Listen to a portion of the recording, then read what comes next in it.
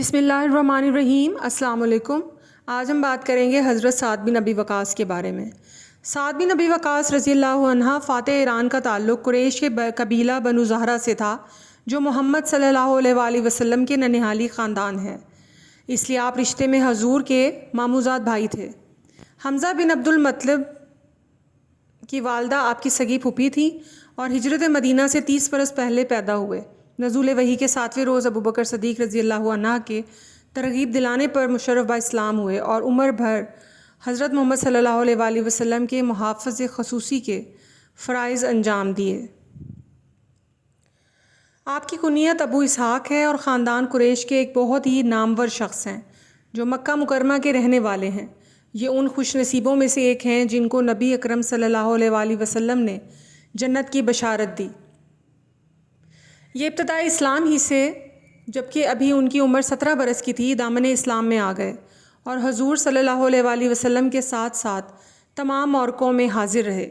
یہ خود فرمایا کرتے تھے کہ میں وہ پہلا شخص ہوں جس نے اللہ تعالیٰ کی راہ میں کفار پر تیر چلایا۔ ہم لوگوں نے حضور کے ساتھ رہ کر اس حال میں جہاد کیا کہ ہم لوگوں کے پاس سوائے ببول کے پتوں اور ببول کی پھلیوں کے کچھ بھی کھانے کو نہیں تھا۔ حضور اقدس صلی اللہ علیہ وآلہ وسلم نے خاص طور پر ان کے لیے دعا فرمائی، اے اللہ ان کے تیر کے نشانے کو درست فرما دے اور ان کی دعا کو مقبول فرما۔ خلافت راشدہ کے زمانے میں بھی یہ فارس اور روم کے جہادوں میں سپہ سالار رہے۔ امیر المومنین حضرت عمر بن خطاب رضی اللہ عنہ نے اپنے دور خلافت میں ان کو کوفہ کا گورنر مقرر فرمایا، پھر اس عہدہ سے معزول کر دیا اور یہ برابر جہادوں میں کفار سے کبھی سپاہی بن کر اور کبھی اسلامی لشکر کے سپہ سالار بن کر لڑتے رہے۔ جب حضرت عثمان غنی رضی اللہ عنہ امیر المومنین ہوئے تو انہوں نے دوبارہ انہیں کوفہ کا گورنر بنا دیا۔ یہ مدینہ منورہ کے قریب مقام عقیق میں اپنا ایک گھر بنا کر اس میں رہتے تھے اور 55 ہجری میں جبکہ ان کی عمر شریف 75 برس کی تھی، اس مکان کے اندر وفات پائی۔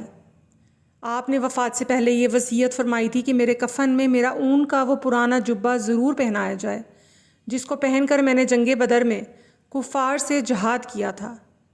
چنانچہ وہ جبہ آپ کے کفن میں شامل کیا گیا۔ لوگ فرط عقیدت سے آپ کے جنازے کو کندھوں پر اٹھا کر مقام عقیق سے مدینہ منورہ لائے اور حاکم مدینہ مروان بن حکم نے آپ کی نماز جنازہ پڑھائی اور جنت البقیع میں آپ کی قبر منور بنائی گئی۔ عشرہ مبشرہ یعنی جنت کی خوشخبری پانے والے 10 صحابیوں میں سے یہی سب سے اخیر میں دنیا سے تشریف لے گئے اور ان کے بعد دنیا عشرہ مبشرہ کے ظاہری وجود سے خالی ہو گئی، مگر زمانہ ان کی برکات سے ہمیشہ ہمیشہ مستفیض ہوتا رہے گا۔